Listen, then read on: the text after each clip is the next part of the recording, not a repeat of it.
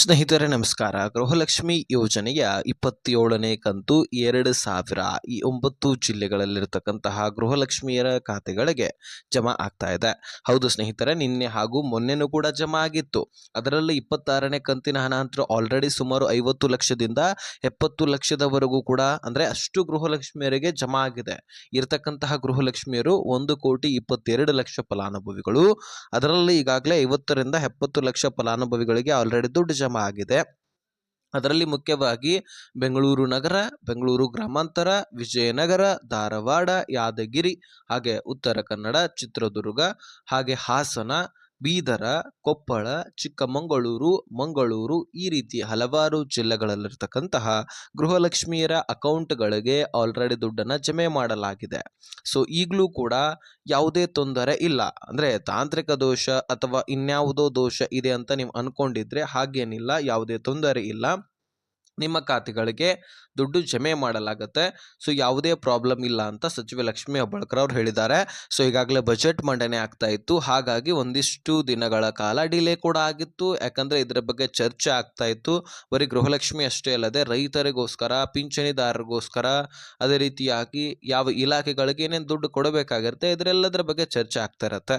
So ಹಾಗಾಗಿ ಮುಖ್ಯವಾಗಿ ಗೃಹಲಕ್ಷ್ಮಿ ಯೋಜನೆಯಲ್ಲಿ ಕೂಡ ದುಡ್ಡು ಎಷ್ಟು ಕೊಡಬೇಕಾಗಿದೆಯೋ, ವರ್ಷಕ್ಕೆ ಎಷ್ಟು ದುಡ್ಡು ಬೇಕಾಗತ್ತೋ ಆ ಎಲ್ಲ ದುಡ್ಡನ್ನು ಮೀಸಲಿಡಲೇಬೇಕಂತ ಸಚಿವೆ ಲಕ್ಷ್ಮೀ ಹೆಬ್ಬಾಳ್ಕರ್ ಅವರು ಆಲ್ರೆಡಿ ಪ್ರೆಷರನ್ನು ಸರ್ಕಾರದ ಮೇಲೆ ಹಾಕೇ ಇದ್ರು. ಯಾಕಂದರೆ ಈಗಾಗಲೇ 6 ಕಂತುಗಳು ಪೆಂಡಿಂಗ್ ಉಳಿತಾ ಇದೆ. ಇದಕ್ಕೆ ನೇರವಾಗಿ ಹೊಣೆ ಮುಖ್ಯವಾಗಿ ಸಚಿವೆ ಲಕ್ಷ್ಮೀ ಹೆಬ್ಬಾಳ್ಕರ್ ಆಗ್ತಾರೆ. ತದನಂತರ ಇವರ ಪಕ್ಷ CM ಅವರು ಬರ್ತಾರೆ. ಆದರೆ ಈ ದುಡ್ಡನ್ನು ಕೊಡಬೇಕಂತ ಹೇಳ್ಬಿಟ್ಟು ಸಚಿವೆ ಲಕ್ಷ್ಮೀ ಹೆಬ್ಬಾಳ್ಕರ್ ಅವರು ಪ್ರಯತ್ನ ಮಾಡ್ತಾನೆ ಇದ್ದಾರೆ. ಹಣಕಾಸು ಇಲಾಖೆಗೆ ಮನವಿ ಮಾಡ್ಕೊಳ್ಳೋದಾಗಿರಲಿ, ದುಡ್ಡನ್ನು ಕೊಡಲೇಬೇಕಂತ ಹೇಳ್ಬಿಟ್ಟು ಒತ್ತಾಯ ಹೇರೋದಾಗಿರಲಿ, ಇದೆಲ್ಲವೂ ಕೂಡ ನಡೀತಾ ಇತ್ತು. ಆದರೆ ಹಣಕಾಸು ಇಲಾಖೆ ಸರಿಯಾದ ಟೈಮ್ಗೆ, ಸರಿಯಾದ ಹೊತ್ತಿಗೆ ದುಡ್ಡನ್ನು ಕಳುಹಿಸದೇ ಇರುವಂತಹ ಕಾರಣಕ್ಕಾಗಿ ನಿಮ್ಮ ಖಾತೆಗಳಿಗೆ ದುಡ್ಡು ಜಮಾ ಆಗಲಿಕ್ಕೆ ಡಿಲೇ ಆಗ್ತಾ ಇತ್ತು. ಆದರೆ ಈಗ ಹಣಕಾಸು ಇಲಾಖೆ ಮೇಲೇನೂ ಕೂಡ ಪ್ರೆಷರ್ ಇದೆ. ಯಾಕಂದರೆ ಹಣಕಾಸು ಇಲಾಖೆ ಸರಿಯಾದ ಟೈಮ್ಗೆ ದುಡ್ಡು ಕೊಟ್ಟಿಲ್ಲ ಅನ್ನುವಂತಹ ಮಾಹಿತಿಯನ್ನು ಸಚಿವೆ ಲಕ್ಷ್ಮೀ ಹೆಬ್ಬಾಳ್ಕರ್ ಅವರೇ ಸ್ವತಃ ಆಕ್ರೋಶವನ್ನು ವ್ಯಕ್ತಪಡಿಸಿ ಹೇಳಿದ್ದಾರೆ. ಚಳಿಗಾಲದ ಅಧಿವೇಶನದಲ್ಲಿ ಬಹುತೇಕ ಜನ ನೋಡಿರಬಹುದು ಯಾವ ರೀತಿಯಾಗಿ ಆಕ್ರೋಶ ವ್ಯಕ್ತಪಡಿಸಿದ್ರು. ಯಾಕಂದರೆ ಎಲ್ಲ ಆರೋಪಗಳು ಕೂಡ ಸಚಿವೆ ಲಕ್ಷ್ಮೀ ಹೆಬ್ಬಾಳ್ಕರ್ ಅವರ ಕಡೆಗೆ ಕೈ ಮಾಡಿ ತೋರಿಸ್ತಾ ಇದ್ವು. ಅದರಲ್ಲಿ BJP ನಾಯಕರಂತರೂ ಸಚಿವೆ ಲಕ್ಷ್ಮೀ ಹೆಬ್ಬಾಳ್ಕರ್ ಅವರ ಮೇಲೇನೆ ಆಕ್ರೋಶ ವ್ಯಕ್ತಪಡಿಸ್ಬೇಕಲ್ವಾ. ಈ ದುಡ್ಡನ್ನು ಕೊಡಬೇಕು, ಕೊಡ್ತಕ್ಕಂಥವ್ರು ಅವರೇ. ಸೊ ಹೀಗಾಗಿ ಅವರ ಈ ಯೋಜನೆಯನ್ನು ನಡೆಸ್ತಾ ಇದ್ದಾರೆ. ಸೊ ಹೀಗಾಗಿ ಸರಿಯಾದ ಟೈಮ್ಗೆ ದುಡ್ಡನ್ನು ಕೊಡಬೇಕು. ಎಷ್ಟು ಕಂತುಗಳನ್ನು ಪೆಂಡಿಂಗ್ ಉಳಿಸಿದ್ರಿ ಅವುಗಳನ್ನು ಮೊದಲು ಕ್ಲಿಯರ್ ಮಾಡಬೇಕು. 2 ಕಂತುಗಳಂತೂ ಮೊದಲೇ ಪೆಂಡಿಂಗ್ ಉಳಿಸಿದ್ರು.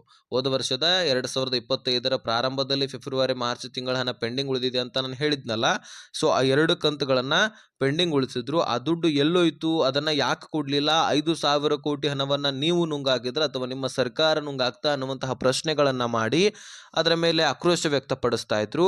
ಮೊದಲಿಗಂತರೂ ಸಚಿವೆ ಲಕ್ಷ್ಮೀ ಹೆಬ್ಬಾಳ್ಕರ್ ಅವರು ನಾವು ಕೊಟ್ಟಿದ್ದೀವಿ ಅಂತಾನೆ ಹೇಳಿದ್ರು. ಆಮೇಲೆ ಅದಕ್ಕೆ ತಕ್ಕಂತೆ, ಅದಕ್ಕೆ ಸಂಬಂಧಪಟ್ಟಂತೆ ಅಧಿಕಾರಿಗಳು ಹೇಳ್ತಾರೆ ಹೌದು ಪೆಂಡಿಂಗ್ ಉಳಿದಿದೆ ಅಂತ ಹೇಳ್ಬಿಟ್ಟು ಸಚಿವೆ ಲಕ್ಷ್ಮೀ ಹೆಬ್ಬಾಳ್ಕರ್ ಅವರ ಗಮನಕ್ಕೆ ಬರುತ್ತೆ. ತದನಂತರ ಹೇಳ್ತಾರೆ ಹೌದು ನನ್ನ ಗಮನಕ್ಕೆ ಇರಲಿಲ್ಲ. ಸೊ 2 ಕಂತುಗಳು ಪೆಂಡಿಂಗ್ ಉಳಿದಿದ್ದಾವೆ, ಅವುಗಳನ್ನು ನಾನು ಮುಂದಿನ ದಿನಗಳಲ್ಲಿ ಸರಿಪಡಿಸ್ತೀನಿ ಅಂತ ಭರವಸೆಯನ್ನು ಕೊಡ್ತಾರೆ. ಸೊ ಹೀಗಾಗಿ ನೀವು ವರಿ ಮಾಡ್ಕೊಳ್ಳುವಂಥ ಅವಶ್ಯಕತೆ ಇಲ್ಲ. ಹೋದ ವರ್ಷದ ಪ್ರಾರಂಭದ ಫೆಬ್ರವರಿ ಮಾರ್ಚ್ ತಿಂಗಳ ಹಣ, ಹಾಗೆ ಹೋದ ವರ್ಷದ ಎಂಡ್ನಲ್ಲಿ ನವೆಂಬರ್ ಡಿಸೆಂಬರ್ ತಿಂಗಳ ಹಣ, ಹಾಗೆ ಈ ವರ್ಷದ ಜನವರಿ ಫೆಬ್ರವರಿ ತಿಂಗಳ ಹಣ, 6 ತಿಂಗಳ ಹಣವನ್ನು ಸತತವಾಗಿ ನಾನು ಜಮಾ ಮಾಡ್ತೀನಿ, ಕ್ಲಿಯರ್ ಮಾಡ್ತೀನಿ ಅಂತ ಭರವಸೆಯನ್ನು ಸಚಿವೆ ಲಕ್ಷ್ಮೀ ಹೆಬ್ಬಾಳ್ಕರ್ ಅವರೇ ಕೊಟ್ಟಿದ್ದಾರೆ.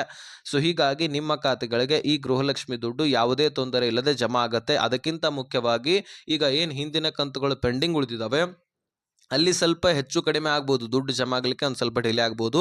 ಆದರೆ ಈ ವರ್ಷದಲ್ಲಿ ಏನಾಗ್ತಾ ಇದೆ ಅಂದರೆ ಈ 28,608 ಕೋಟಿ ಏನು ದುಡ್ಡು ಮೀಸಲಿಡಲಾಗ್ತಾ ಇದೆ ಅಲ್ಲ, ಈ ಎಲ್ಲ ದುಡ್ಡು ಕೂಡ ನಿಮ್ಮ ಖಾತೆಗಳಿಗೆ ಬರುವಂಥದ್ದು. ಅಂದರೆ ಇದು ಒಂದು ವರ್ಷಕ್ಕೆ 12 ತಿಂಗಳು 12 ಕಂತುಗಳನ್ನು ಈ ದುಡ್ಡಿನಲ್ಲಿ ಜಮಾ ಮಾಡಬಹುದು. ಈಗೇನು ಪ್ರತಿಯೊಂದು ಕಂತಿನಲ್ಲಿ 2,400 ಕೋಟಿ ಇಂದ 2,500 ಕೋಟಿ ತನಕ ಬೇಕಾಗ್ತಾ ಇತ್ತಲ್ವ ದುಡ್ಡು. ಸೊ ಅಷ್ಟು ದುಡ್ಡನ್ನು ಒಂದು ಕಂತಿಗೆ ಬೇಕಾಗತ್ತೆ. 2 ಕಂತಿಗೆ ಸರಿಸುಮಾರು 10,000 ಕೋಟಿ ಸಮೀಪ ಬೇಕು. ಅದೇ ರೀತಿಯಾಗಿ 8 ಕಂತುಗಳಿಗೆ 20,000 ಕೋಟಿ ಸಮೀಪ ಬೇಕು. ಹಾಗೆ ಈ 12 ಕಂತುಗಳು ಅಂದರೆ ವರ್ಷಕ್ಕೆ 30,000 ಕೋಟಿ ಸಮೀಪ ದುಡ್ಡು ಬೇಕು. ಅಂದರೆ 28,500 ತನಕ ದುಡ್ಡು ಬೇಕಾಗತ್ತೆ. ಸೊ ಹೀಗಾಗಿ ಸರ್ಕಾರ ರಿಲೀಸ್ ಮಾಡಿರ್ತಕ್ಕಂಥದ್ದು ಮೀಸಲಿಡ್ತಕ್ಕಂತಹ ದುಡ್ಡು 28,608 ಕೋಟಿ. ಇಷ್ಟು ದುಡ್ಡು ಗೃಹಲಕ್ಷ್ಮಿ ಯೋಜನೆಗೋಸ್ಕರನೇ ಮೀಸಲಿಟ್ಟಿದೆ. ಇನ್ನು ಗೃಹಜ್ಯೋತಿಗೋಸ್ಕರ ಸಪ್ರೇಟ್ ಇಟ್ಟಿದ್ದಾರೆ, ಶಕ್ತಿ ಯೋಜನೆಗೋಸ್ಕರ ಸಪ್ರೇಟ್ ಇಟ್ಟಿದ್ದಾರೆ. ಗೃಹಜ್ಯೋತಿಗೆ 10,578 ಕೋಟಿ. ಆದರೆ ಇಷ್ಟು ಬಳಕೆ ಆಗುತ್ತೋ ಇಲ್ವೋ ಡೌಟು. ಯಾಕಂದರೆ ಆಲ್ರೆಡಿ ಎಷ್ಟು ಬಿಲ್ಲನ್ನು ನಾವು ಮೊದಲು ಕಟ್ತಾ ಇದ್ವಿ, ಈಗಲೂ ಕೂಡ ಕಟ್ತಾನೆ ಇದ್ದೀವಿ. ಗೃಹಜ್ಯೋತಿಯಲ್ಲಿ ಅಷ್ಟೊಂದು ಅಜಗಜಾಂತರ ವ್ಯತ್ಯಾಸವೇನಿಲ್ಲ. 200 ಯೂನಿಟ್ ಏನು ಫ್ರೀ ಕೊಡ್ತಾ ಇದ್ರು, ಆದರೆ ಈಗೂ ಕೂಡ ಕೊಡ್ತಾರ ಇಲ್ಲ ಅನ್ನುವಂತಹ ಅನುಮಾನಗಳಿದ್ದಾವೆ. ಇನ್ನು ಶಕ್ತಿ ಯೋಜನೆಯಲ್ಲಿ 5,300 ಕೋಟಿ ದುಡ್ಡನ್ನು ಮೀಸಲಿಡಲಾಗ್ತಾ ಇದೆ. ಸೊ ಹೀಗೆ ಅನೇಕ ದುಡ್ಡನ್ನ ಅನೇಕ ಯೋಜನೆಗಳಲ್ಲಿ ಮೀಸಲಿಟ್ಟಿದ್ದಾರೆ. ಹಾಗೆ ಅನ್ನಭಾಗ್ಯ ಯೋಜನೆಯಲ್ಲಿ ಇಂದಿರಾ ಕಿಟ್ ಅನ್ನು ವಿತರಣೆ ಮಾಡಲಿಕ್ಕೆ ಸಿದ್ಧರಾಗಿದ್ದು 6,200 ಕೋಟಿ ದುಡ್ಡನ್ನ ಮೀಸಲಿಡಲಾಗಿದೆ. ಹೀಗೆ ಎಲ್ಲ ಯೋಜನೆಗಳಲ್ಲಿ ಕೂಡ ಡಿವೈಡ್ ಮಾಡಿ ಸಪರೇಟ್ ಆಗಿ ದುಡ್ಡನ್ನ ಮೀಸಲಿಟ್ಟಿದ್ದಾರೆ. ಅದರಲ್ಲಿ ಹೆಚ್ಚಿನ ದುಡ್ಡನ್ನ ಗೃಹಲಕ್ಷ್ಮಿ ಯೋಜನೆಗೆ ಮೀಸಲಿಟ್ಟಿದ್ದು, ಹೆಚ್ಚಿನ ಆದ್ಯತೆಯನ್ನ ಗೃಹಲಕ್ಷ್ಮಿ ಯೋಜನೆಗೆ ಕೊಟ್ಟಿದ್ದಾರೆ. ಈ ದುಡ್ಡು ಕೂಡ ಯಾವುದೇ ತೊಂದರೆ ಇಲ್ಲದೆ ನಿಮ್ಮ ಅಕೌಂಟ್ಗಳಿಗೆ ಜಮಾ ಆಗ್ತದೆ. ಸೊ ಈಗಾಗಲೇ ಬೆಂಗಳೂರು ನಗರ ಹಾಗೂ ಸಾಕಷ್ಟು ಜಿಲ್ಲೆಗಳಿಗೆ ಜಮಾ ಆಗುತ್ತಾ ಇದೆ 26ನೇ ಕಂತು ಅಂತ ನಾನು ಹೇಳಿದೆ. 50-70 ಲಕ್ಷ ಫಲಾನುಭವಿಗಳಿಗೆ ಜಮಾ ಆಗಿದೆ. ಇನ್ನೂ ಕೂಡ ಒಂದು 50 ಲಕ್ಷದವರೆಗೂ ಕೂಡ ಮಹಿಳೆಯರು, ಒಂದು ಅರ್ಧಕ್ಕರ್ಧ ಮಹಿಳೆಯರ ಬಾಕಿ ಉಳಿದಿದ್ದಾರೆ. 3-4 ದಿನಗಳಲ್ಲಿ ಕ್ಲಿಯರ್ ಆಗುತ್ತೆ. ಯುಗಾದಿ ಹಬ್ಬಕ್ಕೆ ಹಾಗೆ ರಂಜಾನ್ ಹಬ್ಬಕ್ಕೆ ನಿಮಗೆ ಗುಡ್ ನ್ಯೂಸ್. ಅವುಗಳನ್ನು ನೀವು ಯೂಸ್ ಮಾಡಿಕೊಂಡು ನಿಮ್ಮ ಹಬ್ಬವನ್ನು ಆಚರಿಸಬಹುದಂತ ಸರ್ಕಾರ ಚಿಂತನೆ ಮಾಡಿ ಈ ದುಡ್ಡನ್ನು ಜಮೆ ಮಾಡಲಾಗ್ತಾ ಇದೆ. ಅದರಲ್ಲಿ ಈಗ 27ನೇ ಕಂತಿನ ಹಣ ಕೂಡ ಕೊಡಬೇಕು. ಈ ಹಬ್ಬ ಇದ್ರೂ ಕೂಡ ಕೊಡಬೇಕು, ಹಬ್ಬ ಇರದಿದ್ದರೂ ಕೂಡ ಕೊಡಲೇಬೇಕಾಗಿತ್ತು. ಯಾಕಂದರೆ ಪ್ರೆಷರು, ಎಷ್ಟು ಕಂತುಗಳನ್ನು ಪೆಂಡಿಂಗ್ ಉಳಿಸ್ತಾರೋ ಅಷ್ಟು ಸರ್ಕಾರದ ಮೇಲೆ ಪ್ರೆಷರ್ ಬಿಲ್ಡ್ ಆಗುತ್ತೆ. ಈಗಾಗಲೇ ಸಾಕಷ್ಟು ಮಹಿಳೆಯರು ಆಕ್ರೋಶ ವ್ಯಕ್ತಪಡಿಸ್ತಾ ಇದ್ರು, ಪ್ರತಿಭಟನೆ ಮಾಡೋದಷ್ಟೇ ಬಾಕಿ ಉಳಿದಿತ್ತು ಇನ್ನು. ಹಾಗಾಗಿ ಈಗ ಸರ್ಕಾರ ಎಲ್ಲ ದುಡ್ಡನ್ನು ಕ್ಲಿಯರ್ ಮಾಡಲೇಬೇಕಾಗುವಂತಹ ಒಂದು ಪರಿಸ್ಥಿತಿ ಇಲ್ಲಿ ಬಂದಿರತಕ್ಕಂಥದ್ದು. ನೀವು ವರಿ ಮಾಡ್ಕೊಳ್ಬೇಡಿ, ನಾವು ಎಲ್ಲ ಕಂತುಗಳನ್ನು ಎಲ್ಲ ದುಡ್ಡನ್ನು ಕೊಡ್ತೀವಿ ಅಂತ ಸಚಿವೆ ಲಕ್ಷ್ಮೀ ಹೆಬ್ಬಾಳ್ಕರ್ ಅವರು ಇಲ್ಲಿ ಅಪ್ಡೇಟನ್ನು ಕೊಟ್ಟಿದ್ದಾರೆ. ಹೀಗಾಗಿ ಈ 27ನೇ ಕಂತಿನ ಹಣ ಕೂಡ ರಿಲೀಸ್ ಆಗ್ತಾ ಇದ್ದು ಇಂದು ವಿಜಯಪುರ, ಧಾರವಾಡ, ಬೆಳಗಾವಿ, ಉತ್ತರ ಕನ್ನಡ, ಮುಖ್ಯವಾಗಿ ಬೆಂಗಳೂರು ನಗರ ಮತ್ತು ಬೆಂಗಳೂರು ಗ್ರಾಮಾಂತರ, ಹಾಗೆ ಹಾಸನ, ಕೊಡಗು, ಚಿತ್ರದುರ್ಗ, ಅದೇ ರೀತಿಯಾಗಿ ಚಿಕ್ಕಮಗಳೂರು, ಮಂಗಳೂರು, ಅದೇ ರೀತಿಯಾಗಿ ಕೊಪ್ಪಳ, ಅದೇ ರೀತಿಯಾಗಿ ಮಂಡ್ಯ, ಹೀಗೆ ಹಲವಾರು ಜಿಲ್ಲೆಗಳಲ್ಲಿರ್ತಕ್ಕಂತಹ ಗೃಹಲಕ್ಷ್ಮಿಯರ ಅಕೌಂಟ್ಗಳಿಗೆ ದುಡ್ಡು ಜಮಾ ಆಗ್ತಾ ಇದೆ. ಮುಖ್ಯವಾಗಿ ಬೆಂಗಳೂರು ನಗರ ಮತ್ತು ಬೆಂಗಳೂರು ಗ್ರಾಮಾಂತರ ಮೊದಲು ಅಲ್ಲೇ ಪ್ರಾರಂಭವಾಗುತ್ತೆ. ಇದು ಯಾಕೆ ಎನ್ನುವಂಥದ್ದನ್ನು ಈಗಾಗಲೇ ಸಾಕಷ್ಟು ವಿಡಿಯೋದಲ್ಲಿ ಹೇಳಿದ್ದೀನಿ ನಾನು. ಮುಖ್ಯವಾಗಿ ದುಡ್ಡು ರಿಲೀಸ್ ಆಯ್ತಂದರೆ ಮಹಿಳಾ ಮತ್ತು ಮಕ್ಕಳ ಕಲ್ಯಾಣ ಇಲಾಖೆಯಿಂದ ಗ್ರಾಮ ಪಂಚಾಯಿತಿಗಳಿಗೆ ದುಡ್ಡು ಕಳಿಸಲಾಗುತ್ತೆ. ಸುಮಾರು 35 ತಾಲೂಕು ಗ್ರಾಮ ಪಂಚಾಯಿತಿಗಳು, ಅವುಗಳು ಬೆಂಗಳೂರು ನಗರ ಮತ್ತು ಬೆಂಗಳೂರು ಗ್ರಾಮಾಂತರ ಸುತ್ತಮುತ್ತ ಇರತಕ್ಕಂಥವು. ಹಾಗಾಗಿ ಅಲ್ಲಿಯೇ ಟ್ರಯಲ್ ನಡೆಯುತ್ತೆ, ಅಲ್ಲಿಯೇ ಮೊದಲನೇ ಹಂತದಲ್ಲಿ ದುಡ್ಡು ಜಮಾ ಆಗುತ್ತೆ. ಯಾವುದಾದ್ರೂ ತಾಂತ್ರಿಕ ದೋಷ ಕಂಡು ಬರುತ್ತಾ ಅನ್ನುವಂಥದ್ದನ್ನು ಅಲ್ಲೇ ಟ್ರಯಲ್ ಮಾಡಿ ನೋಡಲಾಗುತ್ತೆ. ಹೀಗಾಗಿ ಸದ್ಯಕ್ಕಂತೂ ಯಾವುದೇ ತೊಂದರೆ ಇಲ್ಲ.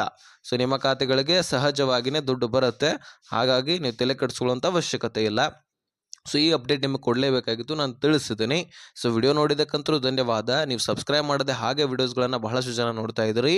ಸೊ ಇದೇ ರೀತಿ ಮಾಹಿತಿಗಾಗಿ ದಯಮಾಡಿ ಸಬ್ಸ್ಕ್ರೈಬ್ ಮಾಡ್ಕೊಳ್ಳಿ, ನೋಟಿಫಿಕೇಶನ್ ಆಲ್ ಅಂತ ಸೆಟ್ ಮಾಡ್ಕೊಳ್ಳಿ, ವಿಡಿಯೋಕ್ಕೆ ಲೈಕ್ ಕೊಡಿ, ನಮಗೂ ಕೂಡ ಮೋಟಿವೇಶನ್ ಸಿಕ್ಕಂಗಾಗತ್ತೆ.